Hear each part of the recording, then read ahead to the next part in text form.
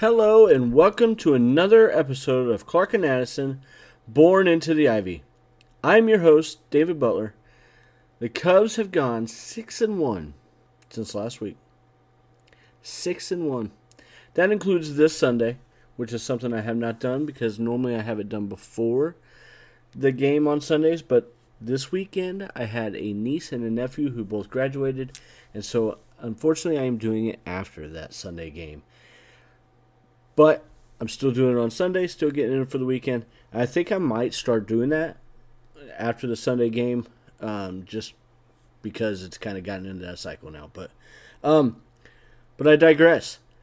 They swept the Rockies, took 3 of 4 against the Reds, albeit in 2 different series, and for the second time in the last week. The Cubs were pretty good against the Reds again this week, except when they played Andrew Abbott. That guy is pitching as well as anyone right now. In today's episode, we will go over recaps from the previous week, some previews for this week with the Nationals and Tigers, and talk about how the position players are doing at this point in the season. Remember, the best way to help grow the podcast is to listen to every episode, like the episode, share the episode with your friends, and if you haven't yet, make sure to subscribe so that you never miss an episode. On Sunday, the Cubs got off to a lead in the first with a 2-run single by PCA, but then Ben Brown gave up 4 runs in the bottom half of the frame. He settled down in the second, third, and fourth, like he did in this previous start. The Cubs tack on another in the second as Reese McGuire hits his first home run as a Cub. However, then Ben fell apart in the fifth again and gives up 4 runs and fails to make it through the 5 innings, as Caleb Thielbar had to come in and finish it off. After that, though, the Cubs' pen once again shuts the door on the Reds. Ryan Brazier, Pomeranz, Keller, and Palencia pitched 4 innings of shutout baseball, while the Cubs continued their offensive prowess in the 6th through the 9th innings of late. The Cubs staged their biggest comeback of 5 runs and scored 8 unanswered in said innings. McGuire and Seiya both hitting big homers. McGuire to tie the game and his second of the day, and Seiya pushing the Cubs ahead for good. You have got to love this team. On Monday, in a Memorial Day opener against the Rockies, Jameson Taillon pitched into the 7th, gave up 1 run, a homer to Mickey Moniak, and struck out 7 while walking 0. The Cubs had jumped out to a 1-0 lead in the bottom of the first, then took the lead again in the bottom of the 5th on a Kyle Tucker single, driving in Matt Shaw. They tacked on an insurance run in the 7th with Tucker driving in Shaw again, this time on a sac fly. The Cubs only mustered 4 hits but got 4 walks as well and played just well enough to never really leave a doubt in this game. The real star of the day was J-Mo, who has now had 2 solid outings in a row. Tuesday, the Cubs had 10 hits and 4 walks. Cade Horton shut down the Rockies and gave up 2 runs on 4 hits and 1 walk while striking out 6. The Cubs had 6 stolen bases in the game, yet the Cubs still only managed 2 runs in the first 9 innings. It took 11, but the Cubs prevailed 4-3. A win is a win, but hopefully this doesn't happen much where we don't take advantage of so many opportunities. The ending was pretty awesome, though, with Matt Shaw getting the walk-off hit. On Wednesday, the weather was certainly a hindrance for the offense in Chicago. Matthew Boyd goes 6 innings, striking out 8, giving up 1, and keeping the Rockies at bay as the offense does just enough to score 2 runs via a Seiya Suzuki double in the first and a PCA homer in the 4th. The Cubs sweep and move on to play the Reds. On Thursday, they had an off day, which they did throughout the whole month of May. On Friday, Andrew Abbott. That guy is really good. And right now, I don't like him. I don't know about the rest of you, but he has shut us down twice now. In the only game so far this week with decent weather at Wrigley, Abbott, a flyball pitcher, mind you, goes 7 innings, allowing only 1 hit and striking out 8. Shuts us down.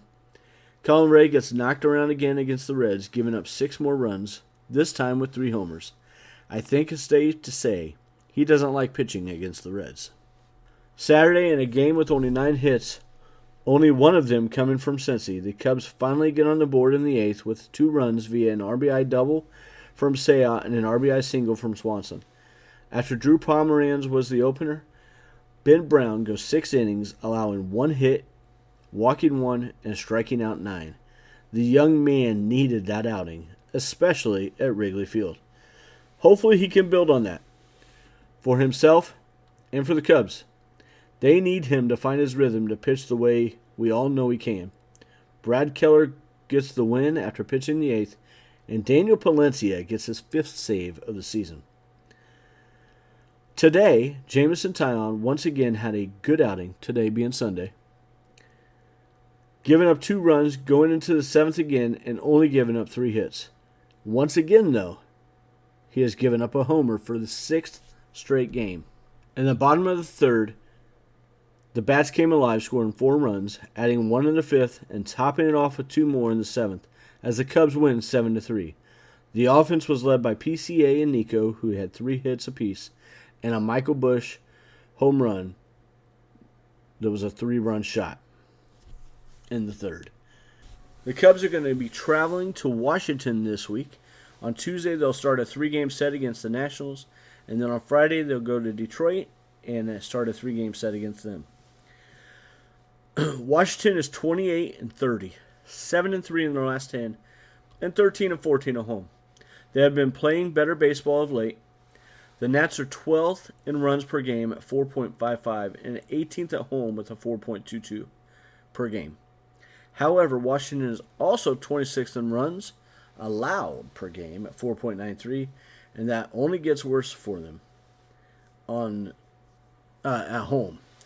Although still 26th in the league, it goes to 5.19 per game. They are led by a young rookie, James Wood, who has a .956 OPS and 16 home runs. Shortstop C.J. Abrams has also had a nice start to the season. Tuesday's game will feature Cade Horton versus Trevor Williams. Williams is coming off a solid start, but has had a rough start for the season overall. Wednesday will have Matthew Boyd paired up with hard-throwing and strikeout machine Mackenzie Gore. That's a guy the Cubs should try and go get. I digress. Thursday will presumably be Colin Ray versus Jake Irvin, but Ray has not been formally announced yet. Overall, the Cubs should match up very well here and take 2 out of 3 at the very least. They have one of the best offenses in the game that is even better on the road. Even if Kyle Tucker misses a little time, they should just be fine in this series. Against the Tigers have one of the best pitching staffs in the league, with an ERA of 3.19, which is 5th best in the majors this year. This improves to a 2.66 ERA at home, which is the 3rd best in the majors. Jeez. Hopefully, Kyle Tucker is ready to go for this series, as it will be strength against strength with the Cubs' offense, especially the offense on the road, against that pitching staff. Detroit also averages 5 runs per game, which is also good for 5th best in the majors. This goes down slightly at 4.72 at home, which is 9th. But when you pitch like that, who cares? It also looks like the Cubs will be facing Tarek Skubal on Friday, so that will be one hell of a matchup. Frankly, I'll be ecstatic if the Cubs can pull off a win in this series and go 1-2. The Tigers have the best record in all of baseball at 39-21 and are dominant at home at 21-8. My overall prediction for the week is to go 3-3, as they are playing some much better opponents. Washington is no slouch, but the Cubs are clearly better than them. If they somehow go to 4-2 here, that would be awesome. The Cubs are still in their 21-game stretch against sub-500 teams, with Washington being the last 3 games of that. Right now, they are 14-4 in the first 18. If they can go 2-1, they will finish that at 16-5. And I get that they were playing some crappy teams that just aren't the best in the majors. But that's still hella good baseball, man. That is some great baseball that we should be proud of, and those guys need to be proud of. They've jumped out to a really nice record. They have one of the best records in the National League, and we need to support them like that. Today, Kyle Tucker jammed his right ring finger, sliding into second. He exited the game and had x-rays, but they were negative. He is expecting to be day to day, and hopefully will miss just a game or two. Also, the Cubs, I don't know if everybody has heard, will be having and hosting the 2027 All-Star Game. How cool will that be? On Thursday, the Cubs officially signed to a Major League roster Genesis Cabrera. With that, they also designated Brooks Kriske for assignment. Cabrera has been a somewhat solid reliever in his Major League career. Started out with St. Louis, and last year was with Toronto. Had a 3.59 ERA. His expected ERA, though, was 4.4. So far this year, he currently has a ERA at 3. That's after one outing with the Cubs, so it was a little higher than that. The Mets had released him. His expected ERA is 3.96. His expected FIP is also 3.96 with a FIP of 3.64. So, I mean, if you go and look at the splits here, let's take a look real quick. Nothing stands out. Like, he's not a lefty specialist guy, especially for the season right now. His batting average against versus lefties is 200, versus righties is 222. He does allow a little more slugging to lefties, which is odd since he's a lefty. It looks like maybe he's even just a bit better against righties. At least for this year, for his career, it's more consistent. But I don't know. I think he's definitely probably better than Brooks Kriske. Hopefully he can be a solid part of the bullpen. The rest of the bullpen has just been fantastic. Daniel Palencia is really doing well out there, and so is Caleb Thielbar, Drew Pomeranz. Even Ryan Presley, man, today came out, struck out 3. That was great to see. I mean, just fantastic to see. So many different possibilities and good things happening there for the Cubs right now. So, offensive guys and position players, Ian Happ has a OPS right now of 709. That's quite a bit better than it was. Like to continue to see that coming up. His walk rate is pretty solid. It's around what he did last year. It's at 12% right now. His strikeout rate is down.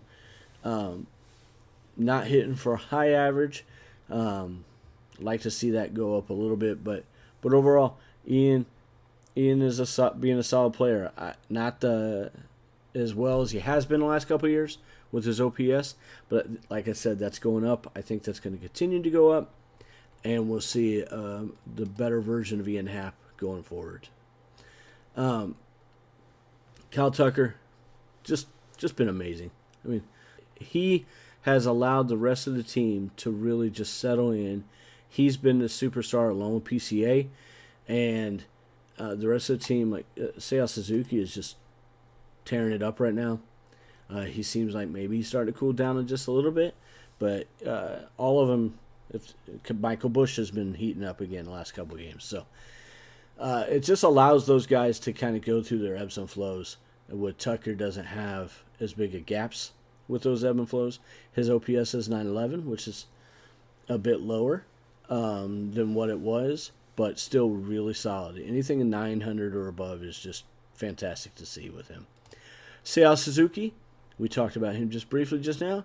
His OPS is now currently at 904, which is quite a bit better than anywhere he's been at any point in the majors. His highest was 848 last year. So if he can maintain in the high 8s or into that low 9s, that would be absolutely amazing if he can do that throughout the whole year. So Seiya is doing great. He goes through ebbs and flows.